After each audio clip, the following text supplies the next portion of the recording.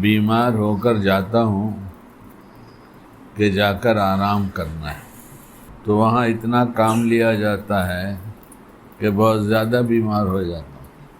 ویسے میں اپنی بیماری کے بارے میں کہتا ہوں کہ اگر دنیا میں 1,00,000 بیماری ہوگی تو میں 99,997 بیماریوں سے اللہ نے مجھ کو بچایا ہے۔ میری بیماری کا حال کیا ہے کہ اگر 1,00,000 بیماری ہوگی تو 99,997 بیماری ہم کو نہیں ہے، تو کتنا شکر ادا کرنا چاہیے۔ اس لیے اپنے تکلیفوں کو سوچ کر اس کے مقابلے میں نعمتیں سوچی جائے تو شکر کی توفیق ہو جائے گی۔ اب تھوڑی سی بات یہ کہ میں سفر کے لائق بالکل نہیں تھا، مگر مجبوراً سفر کرنا پڑا، آ گیا، اور میں تکن کے نشے میں ہوں۔ رات کو 1 بجے 2 بچے جنہوں نے مجھے تھوڑا سا کچھ کھلایا پلایا، میرے سر پہ تیل رکھا، مجھے دبایا، مجھے کچھ ہوش نہیں کہ یہ لوگوں نے کیا کیا۔ پھر ایسے ہی چوک کے مجھے کیا ہوا، اچھا میں سو جاؤں، جاؤ تم لوگ جاؤ میں سوتا ہوں۔ بڑی مشکلوں سے نماز تو ہو گئی الحمدللہ، تہجد پڑھ کے ہی سو گیا تھا۔ اس لیے رات کو جب دیر ہو جائے یا ایسا لگے کہ میری تہجد چھوٹ جائے گی تو سونے سے پہلے پڑھ لینا چاہیے، وہ ادا ہو جاتی ہے۔ اور جو پڑھنے کا اہتمام کرے اس کو ایسی حالت میں اٹھنے کی دعا تو تہجد میں اٹھ کر پڑھی جاتی ہے، تہجد سے پہلے پڑھی جاتی ہے وہ، اور جو اس کے بعد پڑھی جاتی ہے اس کا بھی اہتمام کرنا چاہیے۔ تو اللہ کی توفیق سے سب کر کے سویا، لیکن فجر بہت مشکل تھی۔ عبداللہ بڑا بیٹا آیا، اس نے کہا میں انتظار میں تھا کہ آپ اٹھیں تو میں آپ سے پوچھ کر آپ کو نماز پڑھا دوں۔ بولا بیٹا کچھ نہیں، تو جا۔ میں الٹی سیدھی جیسی اکیلے پڑھا بستر پہ چلا جاؤں گا۔ میری اس بات میں بھی کچھ کام کی بات ہے۔ تو اتنے میں بچیاں اور بچے میرے صبح کا ناشتہ جو رہتا ہے تو نماز سے پہلے نہیں ہو سکا تو سب لے کر آ گئے، ڈھیر سارا نے، 1 پیالے میں تلبینہ اور ہمارا 1 انڈا۔ بچی پوچھ رہی ہے طبیعت خراب ہے، یہ بنا دوں وہ بنا دوں وہ بنا دوں، تو میں نے کہا نہیں بیٹا ابھی کچھ بنا، تو بیٹھ جا کچھ پڑھ کے دم کر دے۔ پھر میں نے اپنی عمل کم نفع زیادہ اور دوسری جو معمولات کی کتاب ہے وہ اٹھایا۔ اس نے میری حالت دیکھا تو اس کو ترس آ رہا ہے۔ بچیاں زیادہ پیار کرتی ہیں، ایسا نہیں، بچے بھی پیار کرتے ہیں۔ بچیاں جلدی سے جذباتی ہوتی ہیں، اس لیے پتہ چل جاتا ہے۔ 2 نگاہ سے مت دیکھو، بچے بھی پیار کرتے ہیں، بچیاں بھی پیار کرتی ہیں، یہ جلدی سے جذباتی ہو جاتی ہیں بچیاں ہیں نا۔ اسی طرح سے عورتیں بھی ہیں جو اپنے ساتھ بیوی کی شکل میں، وہ بھی جلدی سے جذباتی ہوتی ہیں۔ اگر وہ غصہ ہو جاتی ہیں تو بعد میں بہت پچھتاتی ہیں میں نے غصہ کیوں کر دیا۔ میرا بیان تو شروع نہیں ہوا، میں تو آپ سے بات کر رہا ہوں ابھی۔ اور ہمارے ایک بیٹے ڈاکٹر ہیں، وہ کہیں گے اب سبحان اللہ و بحمدہ ہی پڑھا دو۔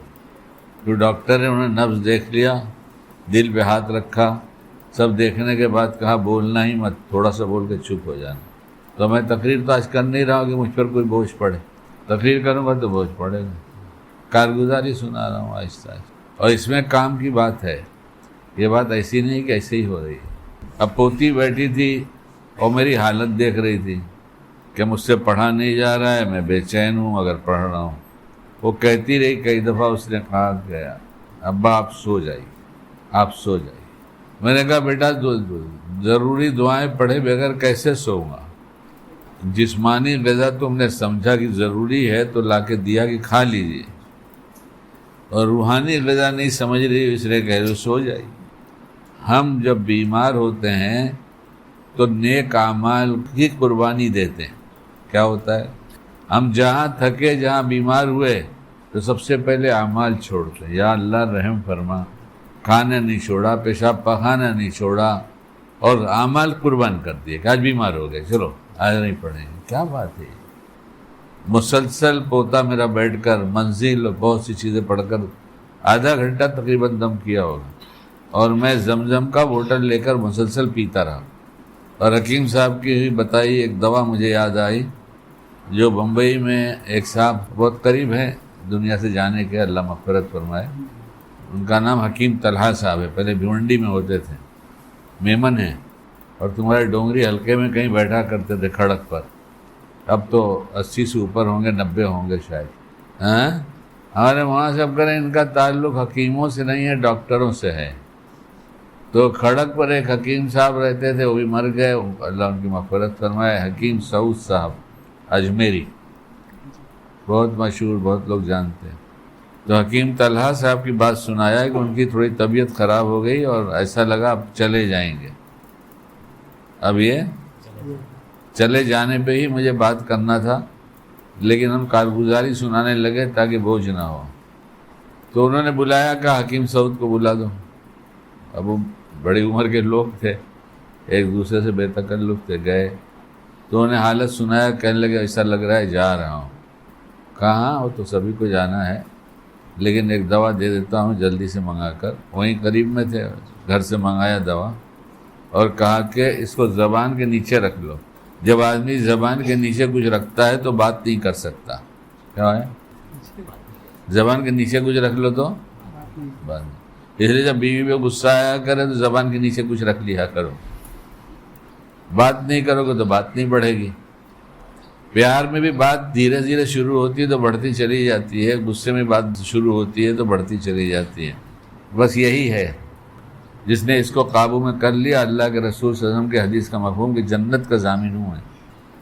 تو مجھے تو وہ تو بچ گئے، ابھی تک نہیں گئے.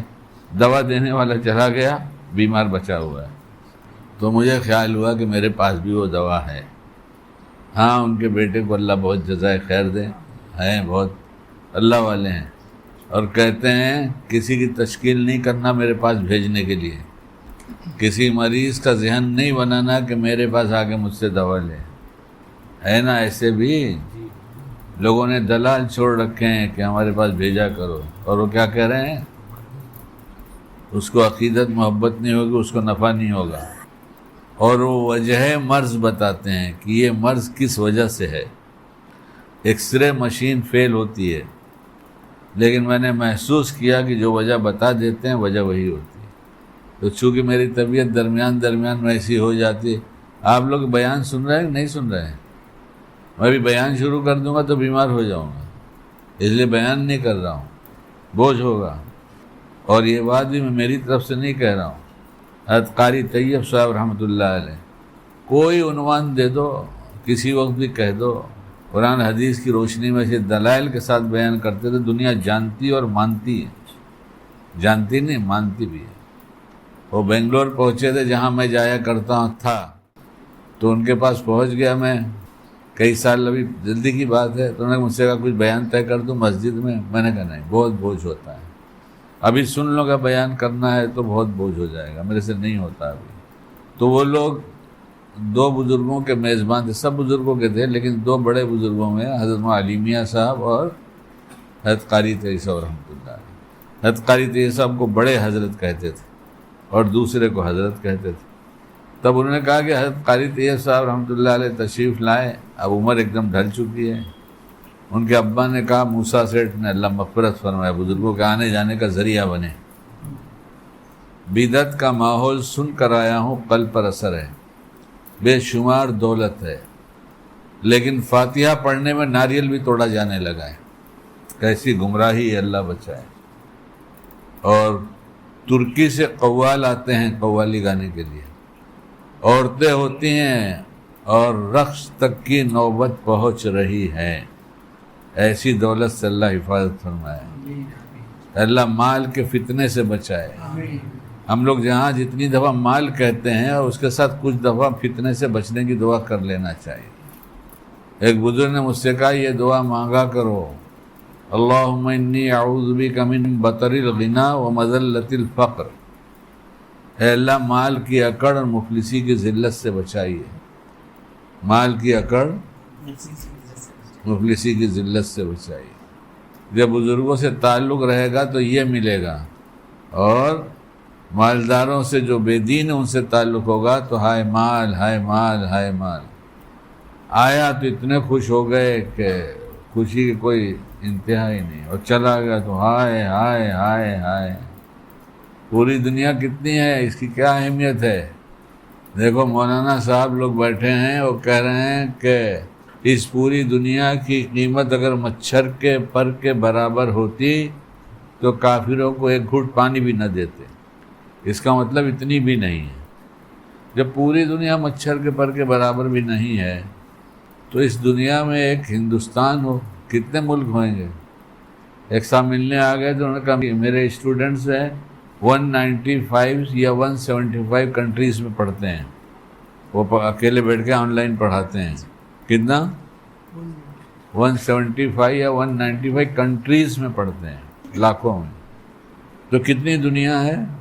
اس میں ایک ہمارا ہندوستان ہے، ہندوستان میں بھی اسٹیٹ ہے سب بہت سارے، اس میں ایک مہاراشٹر ہے، مہاراشٹر میں اضلاع بہت سارے ہیں، ان اضلاع میں ایک ضلع ہے رائے گڑھ جہاں ہم لوگ رہتے ہیں، رائے گڑھ میں ایک جگہ پنویل ہے، پنویل میں ایک محلہ ہے 52 بنگلو، اس میں ایک چھوٹی سی سوسائٹی ہے جس کو کہتے ہیں بشرا پارک، بشرا پارک میں ایک فلیٹ ہے، ہائے ہائے چلا گیا، ہائے ہائے چلا گیا، ہائے ہائے کھو گیا۔ ابھی تک مائکروسکوپ ایسا تو نہیں بنا ہوگا کہ اس دنیا کے مقابلے میں تلاش کیا جائے کہ مچھر کا پر کتنا نظر آ رہا ہے۔ عجیب ماتم ہے، رات دن اسی کی کوشش ہے، رات دن آتا ہے تو اتنے خوش کہ جیسے لگتا ہے سب ساتھ جائے گا۔ ارے بھلا آدمی، اس کی تو اتنی حقیقت ہے کہ جب تک جیب سے جدا نہیں ہوتا نفع نہیں دیتا۔ جس کا نفع جدائی پر ہی ہو، آپ کو کچھ منگانا ہے تو پہلے یہ دیتے ہیں نا نکال کے، جیب سے نوٹ نکالتے ہیں نا، تو جس کا نفع ہی جدائی پر ہو کہ جدا ہوگا تو نفع دے گا، کاش ہم سوچ لیتے کہ ہم جب جدا ہوں گے تو یہ ہمارے نفع کا بنے گا یا نہیں بنے گا، جس میں رات دن الجھے ہیں۔ خیر، تو پیار کی باتیں کریں نا، کام تقریر شروع کر دیا۔ کیا کہہ رہا تھا؟ ہاں، تو قاری صاحب نے کہا کہ موسیٰ سیٹھ، اللہ مغفرت فرمائے، بہت فہیم آدمی تھے، عقل و فہم تو اللہ نے سب کو دے دیا ہے، گناہوں سے ہم نے برباد کر لیا ہے، توبہ کر کے تقوی والے بن جائیں، جلا پیدا ہو جائے گی۔ تو منع کیا کہ موسیٰ سیٹھ بیان مت کراؤ، بہت بوجھ ہوتا ہے۔ ارے حضرت آپ پر بوجھ ہوتا ہے؟ آپ کتنے کتنے گھنٹوں کا بیان کرتے تھے۔ تو جب حضرت پہ بوجھ ہو جائے گا تو حضرت کے پتہ نہیں کتنے نیچے ہم پہنچتے ہیں، تو بوجھ تو ہو ہی جاتا ہے۔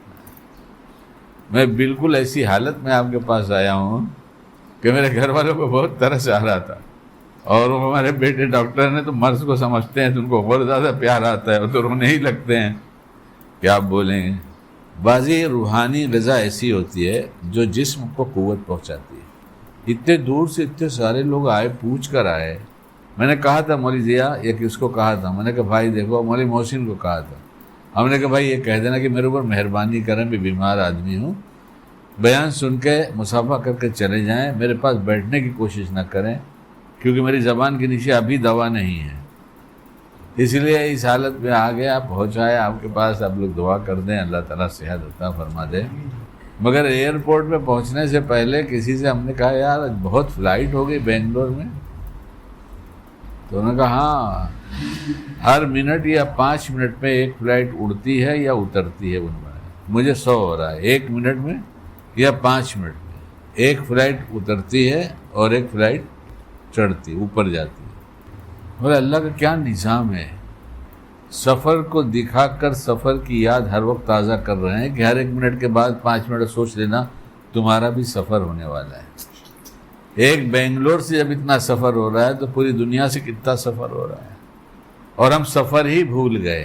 کیا کیا کہ ہمیں ایک سفر ہمارا شروع ہے جسے ہمیں مر جانا ہے، آخر میں ہماری فلائٹ کبھی لینڈ ہو گئی زندگی کی کچھ پتہ نہیں، لینڈ ہو گئی فلائٹ تو بچے نے میرے کہا کہ بابا چپ چاپ سے بیٹھے رہیے سیٹ پر، یہ ابھی بڑی لائن لگے گی، یہ لینڈ ہو رہی ہے، تھوڑا بیٹھیے آرام سے، جائیے گا مت۔ تو ہم نے کہا بیٹا جانا تو ہے نا، لینڈ ہو گئی تو جانا ہی پڑے گا۔ انہوں نے کہا اطمینان سے جائیں گے۔ تو پتہ چلا کہ جو تیاری کر کے بیٹھا رہتا ہے، جب اس کی زندگی کی فلائٹ لینڈ ہوتی ہے تو اطمینان سے جاتا ہے۔ اور جو جلد باز ہوتے وہ ادھر ایئر ہوسٹس نے چلانا شروع کر دیا، ابھی بیٹھو بیٹھو بیٹھو، لیکن وہ نکالنا شروع کیا بیگ. یہ تو ویسے ہی ہو گیا جیسے بس کے سفر میں، یہاں لوگ بس چلتی ہے نا، اس میں ایک آدمی کھڑا تھا اور سیٹ خالی تھی اور بہت ساری سیٹ خالی تھی، تو کسی نے آواز دیا بھائی صاحب بیٹھ جاؤ نا، تو کہا میں بہت جلدی میں ہوں. کیا کہا؟ میں بہت جلدی ہوں. میں بھی مسکرایا ان کو دیکھ کر، میں نے کہا عجیب بات ہے، ایک بھی اتر نہیں سکتا، اتر جا کے دروازہ کھلے گا نہیں تو. اور جس کا سامان اس پر رکھا ہوا ہے، کیا کہتے ہیں وہ جو بیلٹ پر، وہ جب تک سامان نہیں لے گا جب تک جائے گا نہیں. یہ کس کے لیے دوڑ رہا ہے پتہ نہیں. ایسے ہی جو ہم نے بھیج دیا ہے سامان وہاں لینا پڑے گا. یہ تمہاری برائی رکھی ہے، تمہاری بھلائی رکھی ہے، اس میں سے جو تمہارا ہے لے کے جاؤ. جاتے کہاں ہو؟ لینڈ ہونے کے بعد زندگی لینڈ ہو گئی، ختم ہو گئی. اب تم سمجھ رہے ہو ختم ہو گئی، ختم نہیں ہے. اب چلو لگیج اٹھاؤ، اپنا لگیج اٹھاؤ، برائی کا لگیج اٹھاؤ، بھلائی کا لگیج اٹھاؤ. کوئی ادھر جھک رہا ہے، کوئی ادھر جھک رہا ہے لگیج اٹھا اٹھا کے، اور آخرت کی یاد تازہ کرا رہے ہیں. دیکھو کدھر جھک رہے ہو، کدھر کا وزن زیادہ ہے، ذرا سوچو تو صحیح. ہم لوگ بھی رات دن سفر کر رہے ہیں، 7 کلو سے زیادہ کیسے نکالیں؟ تو ہمارے ایک دوست بیٹھے ہیں، انہیں کوئی فکر کی بات نہیں، 10-11 کلو تو ایسے ہی نکل جاتا ہے. ہم نے کہا بھیا یہاں تو نکل جائے گا، وہاں کا کیا ہوگا؟ وہاں تو ایک ایک برائی ایک ایک بھلائی جب سامنے ہوگی، وہاں کیسے نکلیں گے؟ سفر میں پیکنگ کرتے ہیں، سامان کی پیکنگ ہوتی ہے نا، اس میں جتنی امپورٹنٹ چیز ہوتی ہے اس کو پہلے سامنے رکھ لیتے ہیں، یہ رہنے نہ پائے پیکنگ میں. ہم کیا پیکنگ کر رہے ہیں؟ حشر کے میدان کے لیے ہماری پیکنگ میں کیا جا رہا ہے؟ حساب کتاب کے دن کے لیے کیا جا رہا ہے ہمارے ساتھ؟ بڑا عجیب ماحول گزر گیا رات کو، کل دوپہر سے لے کے اب تک میں پیکنگ ہو رہی. دیکھو یہ نہیں رہ جائے، دیکھو یہ نہیں رہ جائے، دیکھو یہ میری خاص دوا ہے نہیں رہ جائے. اور سنو دیکھو موسم ٹھنڈا ہو رہا ہے، تھوڑا ایسا کریں کہ ایک اندر بنیان کی جگہ ایک ٹی شرٹ بھی پہن لوں اور اوپر سے ایک جیکٹ بھی پہن لوں. میں جیکٹ ویکٹ تو پہنتا نہیں، پہننا چاہیے کم سے کم. سر پہ رومال اور جیکٹ سے بزرگی تو محسوس ہوتی ہے، کوئی بزرگ جا رہے ہیں. کچھ لوگ پلٹ کے دیکھتے ہیں اور مونس بھی ہوتی ہیں اس کے اندر، آگے نہیں بولوں گا. ہاں اسے دیکھتے رہتے ہیں. ارے کیا دیکھ رہے ہو؟ جاؤ نا اپنا کام کرو. تمہارا تو دادا لگوں گا یا تمہارا نانا لگوں گا، کیا دیکھتے ہو؟ ایک عورت نے تو سوال ہی کر دیا تھا میرے ساتھی سے، بولے کون ہے؟ ہمارے گرو جی ہیں. کہا وہ بیوی کے پاس بیٹھے ہیں اپنی گاڑی میں دروازہ کھول کے. انہوں نے کہا ہاں. کہا کتنی عمر ہوگی؟ انہوں نے کہا 70 سے اوپر ہو گئے. اچھا کیوں آپ پوچھ رہی ہیں؟ میں دیکھ رہی ہوں یہاں سے، وہ بالکل کنارے کی کیا جگہ تھی پیٹرول پمپ پہ. بولے کتنے پیار سے 1-2 سپ خود لیتے ہیں کافی کے، پھر اپنی بیوی کو دیتے ہیں. ان کی بیوی ہوئی ہے نا؟ بولے ہاں. پھر ان کو پھر وہ خود پیتی ہیں پلاتی ہیں. ارے ہم نے تو اتنی زندگی گزارا، 48 سال کی ہو گئی، میرے شوہر نے تو کبھی بھی ایسے نہیں پلایا کھلایا. مسلمان چلتا بھی ہے تو اسلام پھیلاتا ہے، بیٹھتا بھی تو اسلام پھیلاتا ہے. لیکن جب لے کے چلے گا تو پھیلائے گا، جب چھوڑ کے جائے گا تو پھیلائے گا کیا؟ ہماری زندگی کا سفر چل رہا ہے، تیزی سے طے ہو رہا ہے. ہم کچھ سامان تیار کر رہے ہیں، یا نیکی تیار کر رہے ہیں یا بدی تیار کر رہے ہیں. ہم دیکھ لیں شام کو کہ آج کے دن ہم نے کیا پیک کیا ہے، کتنا پیک کیا ہے. اور یہ بوجھ ہمیں اٹھانا پڑے گا. وہاں لوڈر نہیں آئے گا، ان لوڈ کرنے والا نہیں آئے گا. خود ہی اٹھاؤ تمہارا بوجھ اور جاؤ اپنا راستہ طے کرو. تم کو پتہ ہے تم نے کیا کیا ہے. اگر برے اعمال لے کر آئے تو اس کو لے کے جاؤ جہنم میں، اور بھلے لے کر آئے تو جاؤ جنت میں. اس لیے نامہ اعمال دے کر کہا جائے گا خود ہی فیصلہ کر لو. اللہ ہماری آنکھیں کھول دے مرنے سے پہلے. نمازوں کا خوب اہتمام کیا جائے. اب کرنے کے کچھ کام بتا کر بات ختم کروں. خوب اہتمام کیا جائے، اپنے آپ کو سمجھایا جائے. ہم نماز پڑھنے نہیں آئے ہیں، ہم تو نماز کا اہتمام کریں. اور نماز میں دل کیسے لگایا جائے، میری بہت ساری کلپ ہے، سنو اس کو. اور اس کے علاوہ اللہ کا پاک کلام چھوٹنے نہ پائے کسی بھی حالت میں. ہمارا قرآن نہیں چھوٹے. میں شہر میں کہیں جا رہا تھا تو میں نے کہا بھائی مغرب کا وقت ہو گیا ہے، بنگلور میں تھا، کہیں نماز پڑھ لیا جائے. تو لوگوں نے کہا یہ تو ایسا محلہ ہے کہ ہر طرف مسجد ہے. تو پھر انہوں نے کہا نہیں، یہاں ایک سیٹھ صاحب ہیں، ان کا سرنیم بھی سیٹھ ہے، انہوں نے اپنی مسجد بنوایا ہے بہت اچھی، ہمیں وہیں چلو. وہاں گئے، اتنی صاف ستھری. تو انہوں نے کہا روز کا خادم کا کام ہے، کارپیٹ ڈالا ہے، ویکیوم کلینر روز چلایا جائے گا. لوگ کارپیٹ ڈالنے کی بہت بات کرتے ہیں اور جتنی مٹی ہے سب اس کے اندر بھری پڑی رہتی ہے، اسی میں سانس لیتے ہیں، بیماریاں بہت ساری. ڈاکٹر کو پوچھو، یہ صرف اس کارپیٹ کی گرد کی وجہ سے الرجی ہو رہی ہے. ہمیں تو کارپیٹ کا شوق ہے، ہمیں کیا ہے، ہم تو ایک دم بس ذوق ہو گئے. شوق کہاں ہمارے پاس رہا، خراب چیزوں کا شوق ہو گیا.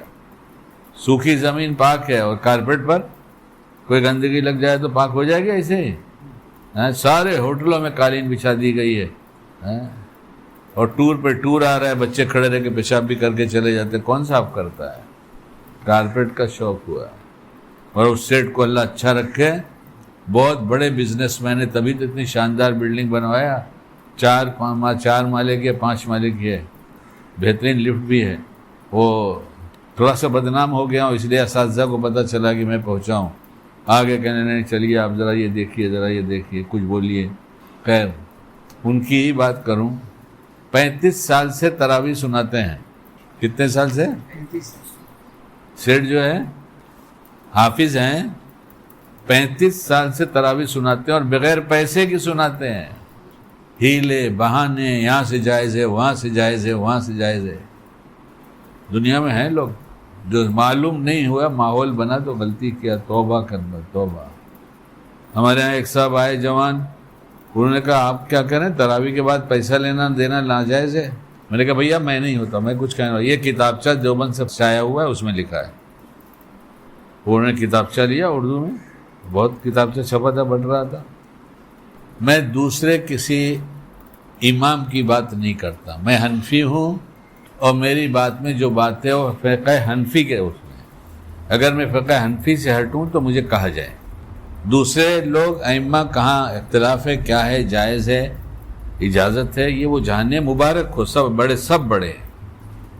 لیکن وہ جری نوجوان مر گیا، اللہ مغفرت فرمائے، اس نے کتابچہ لیا. وہ بہت بڑی مسجد کے امام ان کے ساتھ مفتی صاحب، وہ جا کے کہا، رمضان کا مہینہ تھا تو شروع میں باتیں چل گئیں، اور جا کے دیا مفتی صاحب کو. مفتی صاحب یہ کتابچہ ہے، پڑھ لیجئے گا، پھر بات کرتا ہوں اثر میں. مر گیا، اللہ اس کی مغفرت فرمائے. بڑا جری آدمی تھا، حق بات کہنے میں ذرا بھی چوکتا نہیں تھا. بہت دیر میں مجھے یاد آئی یہ حافظ کی، ورنہ آج تو انہی کی بات کرنے کا جی چاہ رہا ہے. مفتی صاحب نے کتابچہ پڑھا اور جمعہ تھا اگلے دن شاید، تو انہوں نے کہا میں جمعہ میں جواب دوں گا. کیا کہا؟ اللہ مفتی صاحب کو اچھا رکھے اور ہم کو، پوری امت کو اچھا رکھے. غلطی نہیں ہو گیا، ایسا نہیں، توبہ کرتے رہیں. مفتی صاحب نے جمعہ میں اعلان ہی نہیں کیا، روئے اور سب سے معافی مانگا، مجھ سے بھول ہو گئی، میں ماحول میں کھو گیا، مسئلہ نہیں مجھے یاد رہا. اس لیے جس کی نماز خراب ہوئی، بس اللہ سب دعا کر دو اللہ میری مغفرت کر دے، اور سب کی مغفرت کرتے. میں بھرے مجمع میں، جب مجمع جمع ہو گیا ہے بیان کے بعد، تب میں اعلان کر رہا ہوں تاکہ ہر ایک سن لے میری بات. غلطی تو ہوتی ہے آدمی سے. ہٹ دھرمی بڑی بری چیز ہے، ہٹ دھرمی بڑی بری چیز ہے. اس لیے رات کو حساب کتاب لے کر ضرور لگایا جائے. 35 سال سے سنا رہے ہیں، اور حفظ کی کلاس چلتی ہے. محلے کے بہت سارے بچے ہیں، میں سمجھتا ہوں 300 سے زیادہ ہوں گے سب، اور مستقل کوئی رہنے کا نظم نہیں ہے. سب محلے کے بچے پڑھ کے جاتے ہیں. حفظ والے تھوڑے سے ہیں، حفظ والے اتنے نہیں ہیں. لیکن سیٹھ صاحب سننے آتے ہیں، روز سننے آتے ہیں. جس بچے نے ایک پارہ سنا دیا، کیا حضرت میرا یاد ہو گیا ہے سن لیں، تو سنتے اس کو 200 روپیہ دیتے ہیں. بولتے ایک تیرے لیے دیتا ہوں، ایک بیٹا تو اپنے استاد کو دے دے. مال تو ایسی چیز ہے، ہم اللہ سے مانگ کر خرچ کریں، اللہ کہاں خرچ کرنا چاہیے. اور ایسی صفات ہے پھر پوچھو مت. ان کے رشتہ دار لوگ کہیں میسور میں ادھر دور ہیں، دو حافظ بیٹھ جائیں گے، ڈرائیور گاڑی چلاتا رہے گا، میرا قرآن سنو نا. ہم لوگ یوٹیوب دیکھتے ہیں، خبریں دیکھتے ہیں، اور یہ سیٹ قرآن سنتا ہے، قرآن کہتا ہے اتنی دیر جانا ہے، مجھے پورے راستے قرآن سنو. ہم نے قرآن کو چھوڑ دیا، اللہ نے ہم کو چھوڑ دیا. یوٹیوب کے میسیجز ہمیں یاد ہیں اور قرآن ہمیں یاد نہیں. چھوڑ دیے جائیں گے، اللہ نے چھوڑ دیا ہے، کہا جاؤ جب تم نے کلام چھوڑا تو ہم نے تجھے بھی چھوڑ دیا. اس لیے طے کریں بغیر کلام پاک کے نہیں سوئیں گے. جیسے موقع ملے گا، اب تو فتویٰ ہے نا، پڑھ سکتے ہیں نا قرآن پاک. ہر وقت نہیں تو قرآن کو کھول لیں موبائل میں، اور جیسے یاد آتی یہ وہ ہے بولے پہلے قرآن ہی پڑھ لینا. ان کے باپ سیٹھ صاحب کے باپ 95 کے آس پاس ہیں. کتنے؟ بڑی مشکل سے باز آتے ہیں مسجد میں آنے کے لیے، کیونکہ بچے کہتے ہیں ابا آپ گر جاؤ گے. لوگ ملنے آتے ہیں ان کے پاس، ان کے بنگلوں میں رہتے ہیں ماشاءاللہ، اللہ بہت برکت عطا فرمائے. ایک ایک مال کیسا خرچ ہوتا ہے تو پوری تفصیل ہے. ایک دفعہ تو اس کو خود کو دہرانا چاہیے اور پھر ان کے کردار کو بیان کرنا چاہیے. کہ بیٹھے ہیں تو ارے بھائی کچھ کام نہیں ہے نا، ہم لوگ بات ہی کر رہے ہیں نا، ہم لوگ بات ہی کر رہے ہیں نا، کچھ کام نہیں نا، وضو ہے اور جس کا نہیں تو وہاں بنا لو، کچھ نماز پڑھ لیں گے نا. چلو وہ ہر دم نماز پڑھتے ہیں، 90 سے اوپر 95 کے آس پاس ہے، ہر دم نماز ہی پڑھتے ہیں، یا تلاوت یا نماز. بولے وقت جا رہا ہے، یہ بہت تیزی سے جا رہا ہے، جمع کرو سب جمع کرو، اپنے کو لے کے جانا ہے، یہی جائے گا. بولو کیا فکر ہے. اور نہ جانے بہت سارے کام نہیں سب سناتا. عجیب آدمی ہے، عجیب آدمی. کتنے حافظ تیار ہو گئے ان کے، لیکن بس قرآن دکان چھوڑ کر جاتے ہیں. بڑا دھندا ہے. اور کبھی لڑکے اٹکنا شروع کرتے ہیں، ارے بھائی دیکھو میں تمہارے لیے دکان چھوڑ کر آتا ہوں، دھندا چھوڑ کر آتا ہوں، تم لوگ اٹک کے پڑھو گے تو پھر کیا فائدہ ہے. پڑھو نا ذرا. 2-3 سیٹ ہیں، انہوں نے کہا بچوں کو حافظ بنانا چاہتا ہوں، ارے بھیج دو ہمارے یہاں، ہم الگ سے انتظام کر دیں گے، تمہارے ٹائم کے حساب سے انتظام کر دیں گے. پڑھا تو لو. پھر سمجھایا، بولے اس سے ترقی نہیں ہوگی. ٹائم ٹیبل بنا کر مدرسے کا اگر پڑھاؤ گے کہ ان مدرسے میں جا رہے ہیں تو پھر ترقی ہو جائے گی. وہ سیٹ لوگ بھی سمجھدار، انہوں نے کہا بس ٹھیک، آپ قرآن زیادہ جانتے، جیسا آپ نے کہا ویسا کرو. سنا آپ نے، اس لیے قرآن پہلی بات کیا، نماز پڑھیں گے نہیں خالی، نماز کا. اور جیسا 95 سال والے نے کیا ہے کہ ذرا ٹائم ملا تو بولے 2 رکعت پڑھتا ہوں نا، میں پڑھتا ہوں نا. ایک سامنے سنا بولے اذان سے بہت پہلے مسجد میں آگے بیٹھ جاتے ہیں اور نماز پہ نماز پڑھے جاتے ہیں. ارے حضرت آپ تو بچپن کے نمازی ہیں، آپ کی تو قضا بھی نہیں ہے. تو میں تو کہوں ایک دن قضا آئے گی نا، اس دن قضا نہیں ہوگی تو ادا تو ہو جائے گی کتنی. اس لیے کچھ نماز کی عادت ڈالی جائے، تھوڑا نفلوں کا ذخیرہ جمع کیا جائے، اور روز ایک سنت سیکھنے کی کوشش کی جائے. صبح اٹھ کر توبہ اور پکا ارادہ کہ آج میں اپنے اللہ پاک کو ناراض نہیں کروں گا. آپ میری بات سنیے، بہت چھوٹے جملے ہیں، یاد کر لیجئے. اسی انداز سے اللہ پاک سے بات کیجئے صبح میں. اللہ پاک آپ میرا سب کچھ جانتے ہیں، الفاظ بدل دیجئے. جو کچھ ہوا سب چھپا نہیں، آپ جانتے ہیں. میں سب سے توبہ کر کے آج نئی زندگی کا آغاز کرتا ہوں. آج کے دن آپ کو ناراض نہیں کروں گا اور کبھی ناراض نہیں کروں گا، آپ مجھے بچائیے گناہوں سے. یہ کہیں اور سونے سے پہلے سیکنڈز میں حساب ہو جاتا ہے. سیکنڈز میں ایک نگاہ ڈال لیے، اللہ بہت احسان ہے، اے اللہ بہت ایک شکریہ کہ آپ نے ہمیں بھلے عمل کی توفیق. دوسرا، اے اللہ یہ غلطی بھی ہو گئی ہے، معاف کر دیجیے، معاف کر دیجیے، معاف کر دیجیے. اس نے حسین میں الفاظ لکھے، استغفر اللہ الذی لا الہ الا هو الحی القیوم واتوب الیہ. ہمارے سونے سے پہلے 3 دفعہ آدمی پڑھ لے، معافی مانگ لے تو سب گناہ معاف. تو کون سا وزن رہے گا اپنے پاس؟ گناہوں کا بوجھ ہی ختم ہو جائے گا، بھلائی کا وزن رہے گا خالی. یہ کرنے کے کام بتایا میں نے. اور ایک کام کرو، غصہ چھوڑ دو. اس نے ناش کر دیا ہے. کوئی بچہ ماں باپ کا نہیں، کوئی ماں باپ بچے کے نہیں، الا ماشاء اللہ. ٹھیک ہے غلطی ہوئی نا، غلطی ہوئی. غصہ ایمان کو خراب کر دیتا ہے. باپ سمجھانا سیکھتا نہیں، وہ سمجھانا شروع کر دیتا ہے. ماں سمجھانا سیکھتی نہیں، سمجھانا شروع کر دیتی ہے. لہذا بچہ دور ہو جاتا ہے. کرنے کے کچھ کام بتایا اور چھوڑنے کا یہ کہتا ہوں غصہ چھوڑ دو. سب اسی کے، جتنی برائی اسی کے ساتھ آ جاتی ہے، اس کے ساتھ آ جاتی ہے، اس کو چھوڑو. اب باتیں تو بہت ہے، کیا کریں گے، لیکن ایک بات جب بات سے بات جڑتی ہے تو جی چاہتا ہے. مجھے حضرت ہردوئی یاد آتے ہیں. ہردوئی سے مراد حضرت مولانا ابرار صاحب.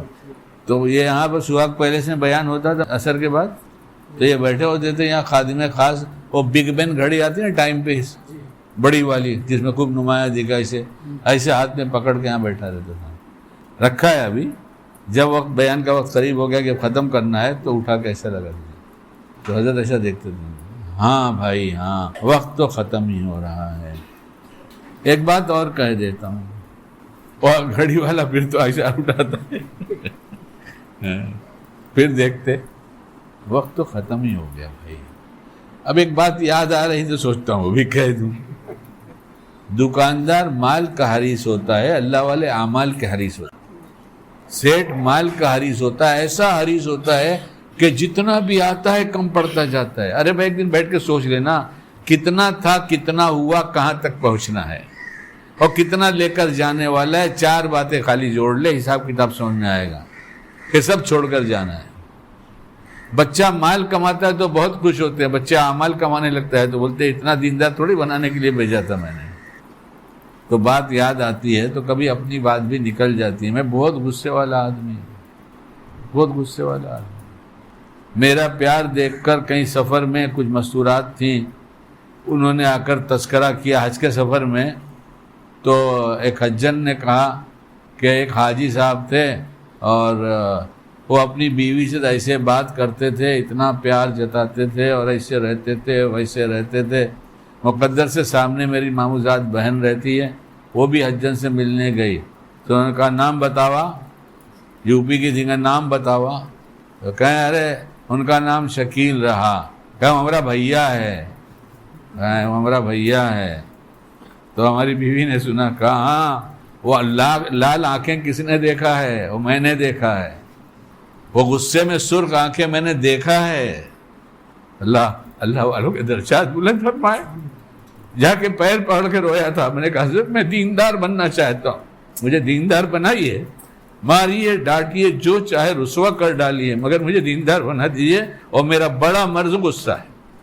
بزرگوں کے پاس خالی واز بیان سننے نہیں جاتے، اپنے اندر کی کمیاں بتا کر اس کا علاج کرنے جاتے ہیں کہ میری یہ کمی ہے، مجھے علاج بتائیے.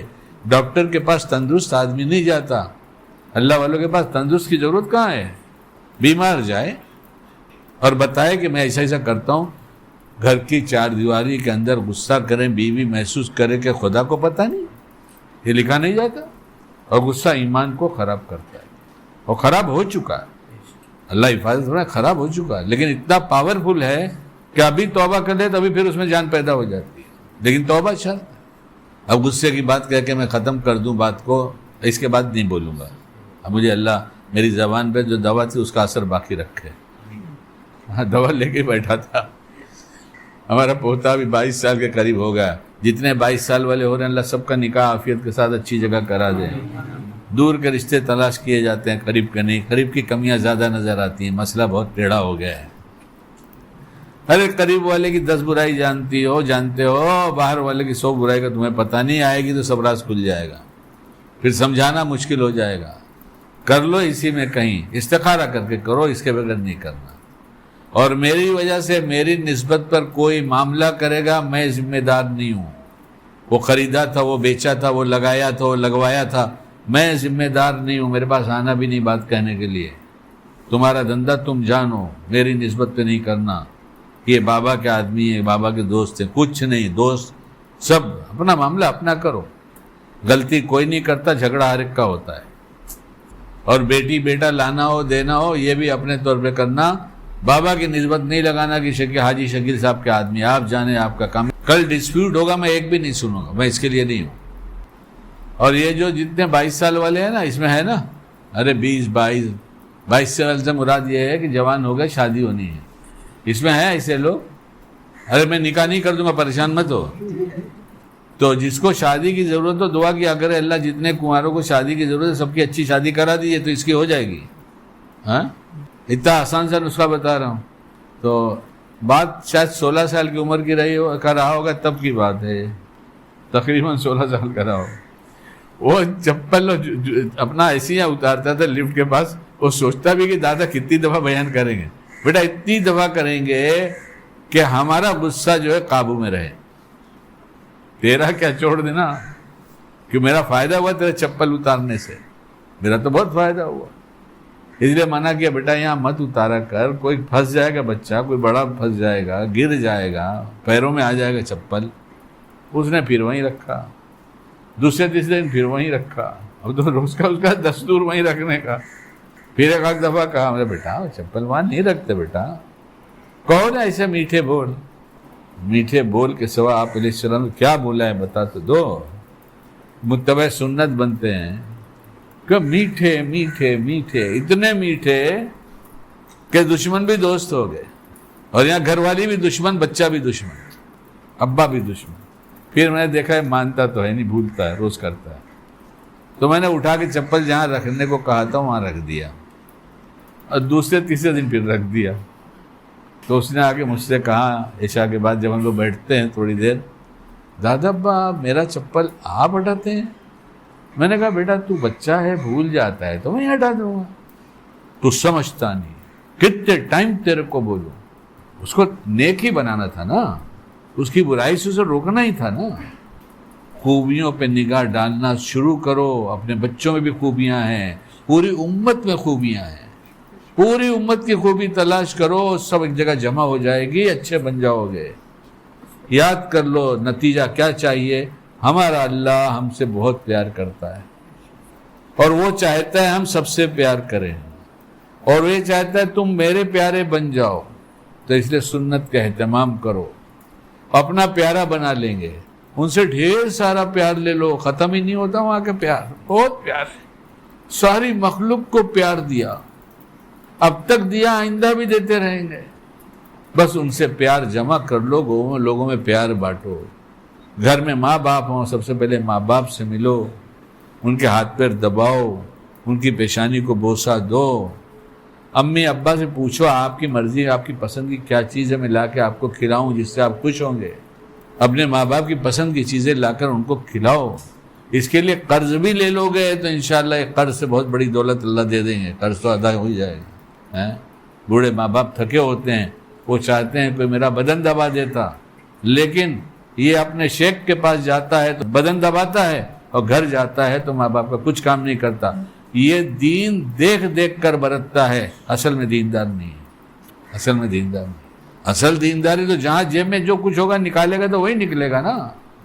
اس لیے کچھ باتیں میں نے بیان تو نہیں کیا آپ کے سامنے، لیکن کچھ چھوٹی چھوٹی باتیں اس طرح سے سنایا تاکہ مجھ پر بوجھ نہ ہو، اور کام کی باتیں ہو گئیں. اللہ ہم سب کو باعمل بنائے.